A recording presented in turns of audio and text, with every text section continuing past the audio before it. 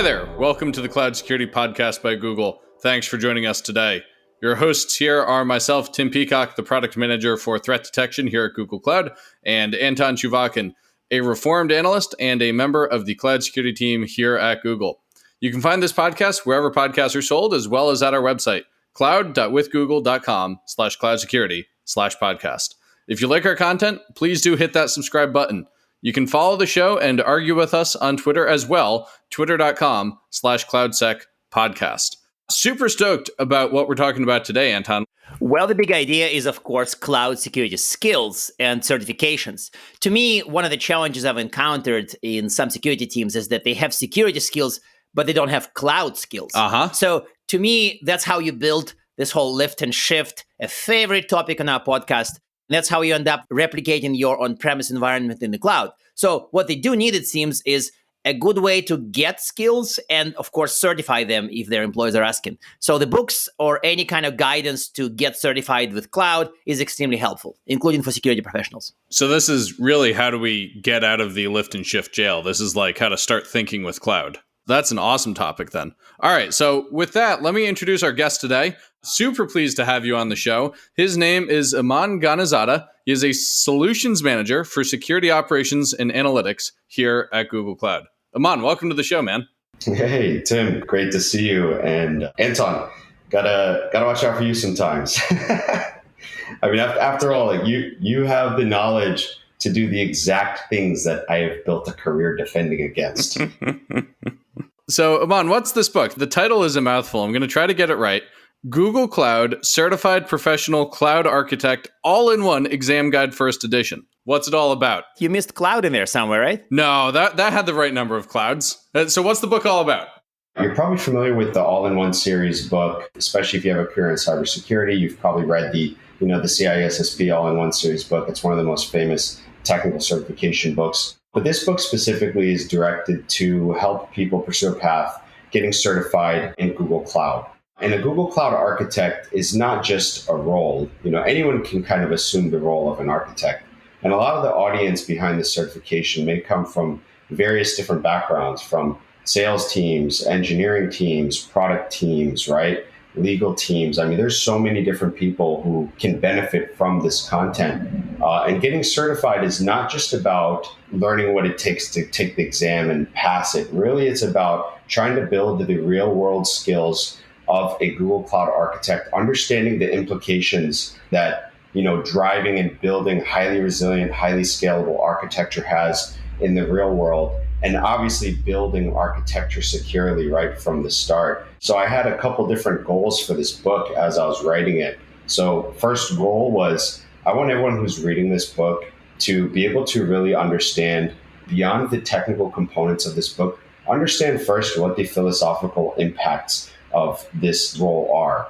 As technologists, we have some of the most powerful roles in society. I mean, virtually this entire world operates off of technology, right? So like first and foremost, as you're doing your role in society, whether you're on a sales team, whether you're on a product team, part of this book is really understanding how the natural evolution of technology has driven us to this cloud first world and how much impact we have in our roles as cloud architects and beyond. And second was really helping people build that real world understanding, like what are some of these use cases specifically in real world scenarios. So like in my previous role, I was in the professional services organization and I worked on a lot of, enterprise security transformations and enterprise cloud transformations, first and foremost, and really being able to put into perspective, like, this isn't just an educational book, right? This is a book based off of real experiences, dealing with clients, dealing with stakeholders in meetings, and really just sharing all of that insight throughout the book. And obviously, you guys know, I come from a security background, so I actually believe that like the whole concept of shift left is not just a technology concept. It is also just an education and enablement concept. If you think about it, at the beginning, before any pipeline is built, before any code is written, there are humans behind the scenes that are designing systems, and they have to design these systems securely. So I use this book as an opportunity to take a lot of that security knowledge that typically doesn't scale when you just have a security architect in your organization and shift all that back into all the folks who are pursuing cloud architecture so that they understand that this is actually a responsibility of us all, not just of our security counterparts. And those are sort of the key premises that I had in mind as I was writing this book.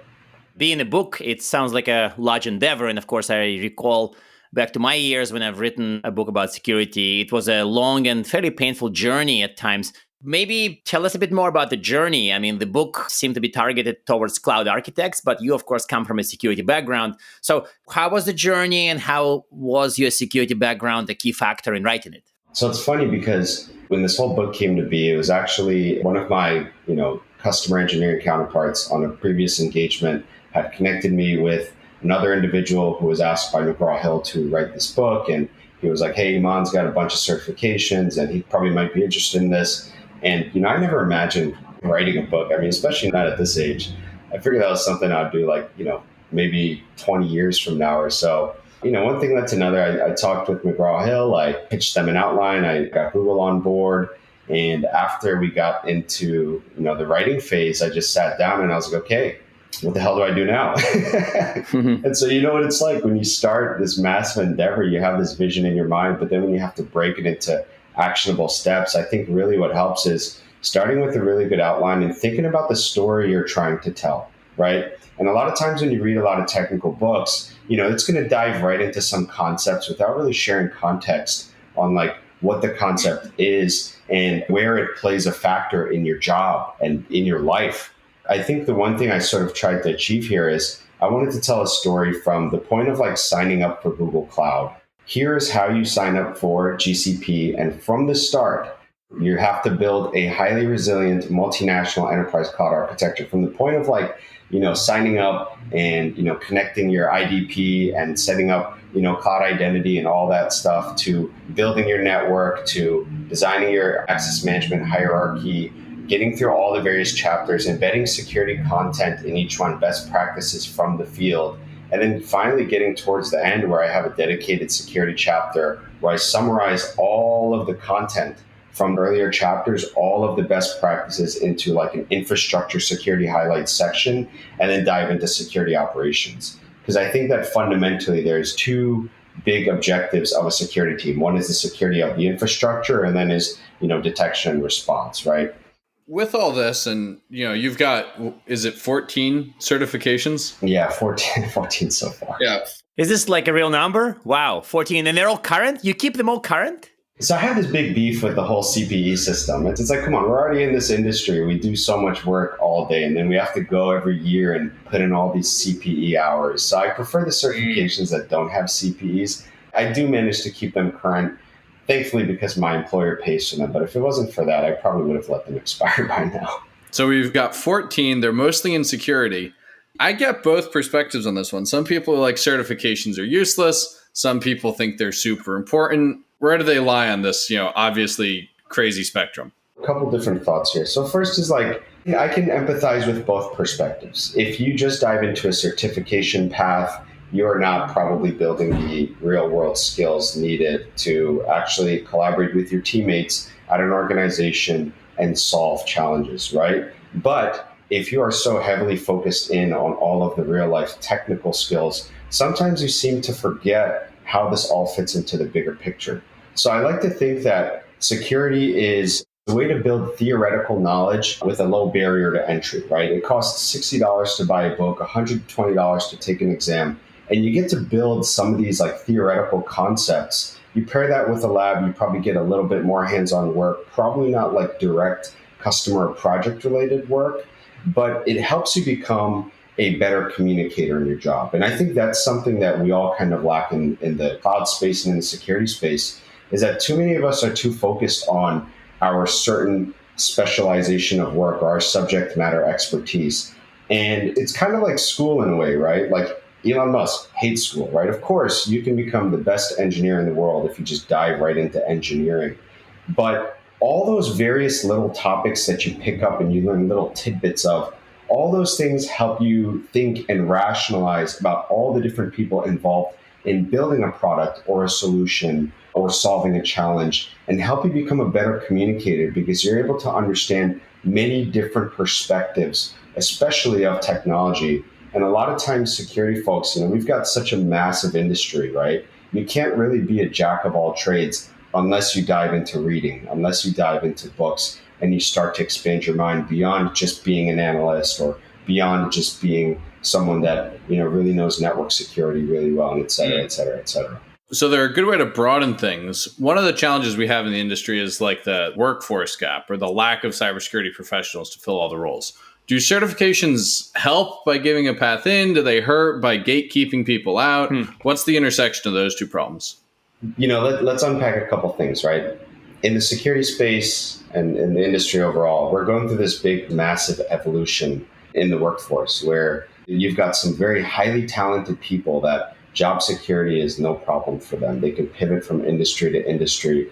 And then you've got this young, growing class of folks who are trying to figure out how they can get into tech. And for a lot of people, they don't understand cloud, or they're starting to learn cloud, but they don't understand the fundamentals of IT because we're not in the world of doing fundamental IT anymore. The world is kind of evolving from now, right? So you've got two types of people here. You've got the purists who have done this for a long time and who think that this fundamental knowledge of IT is really effective and it makes you a much more effective cybersecurity expert or cloud professional. And then you've got this new rising class of folks who are just diving straight into cloud and trying to figure it out.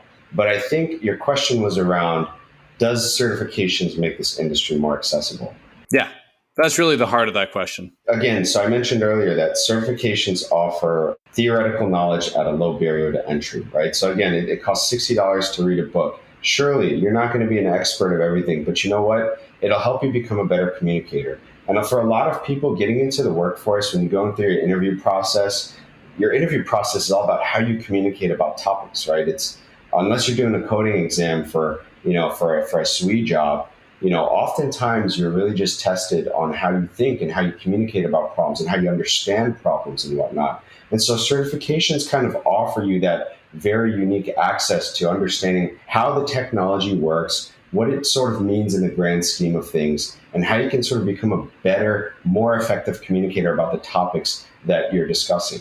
I mean, I'll give you a great example. Like in security alone, like 30 years later, we've still got people that are discussing what a threat and a vulnerability is. Yeah, my favorite. Oh my God, right? And it's like, hey, this is like basic like security plus like 101. Right? Yeah, I have seen that on the teams I work on. Can I please unhear it? Because I'm going to go on an hour-long rant if you guys don't stop this with this topic. There's a couple other factors here that make this industry more accessible, right? So certifications also offer diverse and underrepresented groups access to learning, right? So like me, I'm Afghan American. I was born here. My parents came from Afghanistan. They came to this country without anything. We didn't have a computer. Thankfully, I had an uncle who's been here for a little bit longer than us, and he gave us a computer when we were younger. But you can imagine how many people in the world don't have access to tooling and technologies. But it's very easy to sort of provide text, provide books, and offer a path to sort of getting certified, right? And so for a lot of people that do come from backgrounds that are underrepresented, maybe it's a bit easier for them to sort of dive into content because it's lower cost, because it's more accessible, and build those skill sets. And obviously, like tech, you all know this, there's a world for everyone in tech, right? Whether you're super technical or whether you're a marketing person or a legal person or a salesperson, there's a world for everyone here. So it's not so much about, does this industry need to be more accessible? It's about how do we make it more accessible and create paths for the people that need it most. And certifications can really, really, really help there as well. I really like that argument, actually. I really like it. It sort of like reminds me of another episode where somebody defended compliance as a way to sort of set the foundation for knowledge, for things to do. So to me, this is kind of a little bit analogous, I guess, is it kind of compliance in a good way is a uniform bit of stuff you need to do. And here is the uniform bit of knowledge you have to learn. Would it be exactly perfect for real world? Maybe not exactly perfect. But would it be useful if you don't have other choice? Absolutely. And listeners, that is the Tim Dirks episode where we get compliance as building codes analogy. In the book, I talk a lot about bridging the gap, right, between all the different people you work with, because the reality of our workforce today is the challenges that we're faced with they require everyone. They require people from every background in the world to come together and creatively problem solve. I was at this talk like a couple of years ago, and one of the individuals said that creativity is going to be one of the most in-demand skills in the growing time, because we need to look at problems from a very different perspective, out of the box, right, to be able to solve them. And if you think about how cloud technology is sort of revolutionizing the way we live, more and more and more, as people get more integrated with computing, with technology, as our human evolution sort of drives to this state where we really live in this technology metaverse, we need people that come from all walks of life to get involved, to get into tech and make it accessible and make it simplified so they can get in, their feedback can be sort of preserved and captured in the development of society and evolution. So, in light of this discussion, what are some of the biggest architectural challenges you've seen in the field of cloud security? For example, how do you architect some of the preventative controls? How do you fuse it with security operations? So, how do you build all that? What are the biggest challenges you've seen? One of the constant issues I see, sort of, people don't really understand how there's a separation of the security that you bake into your cloud, right, as well as the security that you offer to detect and respond to threats in your cloud, right? So when it comes to architecture, right, we like to think of things that, shift left into the pipeline, doing infrastructure as code, policy as code, et cetera, et cetera, et cetera. And I think one of the most challenging things about the cloud migration for a lot of organizations is a lot of people don't understand the shared responsibility model that well, because they're so used to doing things in their old school IT way on-prem, when they had full control over everything, all their network logs, all of their telemetry, all their data, all their infrastructure, everything. And so when they come to the cloud, they kind of want to extend that same control in the cloud. But I always like to say, you first, really have to understand the value of the shared responsibility model, right? Because if I'm able to dish off things to manage services, then I can focus on solving other problems. So the encryption conversation is an easy one, right? Everyone wants to sort of own their keys in the cloud, but then they come to Google Cloud and like, hey, Google Cloud offers server-side encryption, encrypted at rest.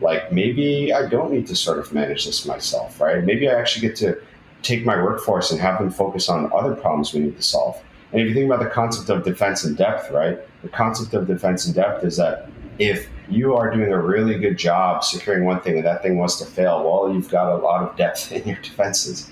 And so I like to get everyone to think about how can you shift more of your responsibilities to your cloud provider so that you can take your time and your engineering headcount and your resources and focus on bigger challenges, because there's an endless amount of those possible. So I think the biggest sort of architectural challenge, I would say, is probably just a general lack in understanding what the shared responsibility matrix is, so that when we do design proper, requirements for our infrastructure and doing infrastructure as code and policy as code and all of these things, understanding where we really want to focus our time and efforts on versus balancing it out with the responsibilities of the cloud provider. So if I were to summarize that, I could say cloud architects may have a tendency to get hung up on the shared responsibility model and not instead see it as an opportunity to shift the responsibilities to the cloud provider and let their teams focus on the things that are particular to their business. Totally. And there's also this other thing I see very, very commonly, which is DevOps teams are usually heavily involved in the cloud transformation, but security operations teams are not, because security operations teams, they're like, wow, this sounds amazing. We want to be involved in this Google Cloud journey. And then they're like, oh shit, we've got an incident, we're battling, we're underwater, right? And so this is very common where security operations gets deprioritized in the sales cycle. And then once we get to implementation, that's when security operations wait a minute, we don't have full visibility over all these new cloud logs. And by the way, we don't even know what all these logs mean and how we're supposed to sort of build our detective capabilities and whatnot, right? So understanding what the core responsibilities are, how you can sort of involve everyone into the process when you're going through this massive evolution in the cloud, and actually carving out dedicated headcount from the various teams, from the architects that need to design best-in-class preventative controls, from your security operations teams that need to be able to gather all of the logs they need to build highly true positive correlation rules for all of their potential incidents and whatnot.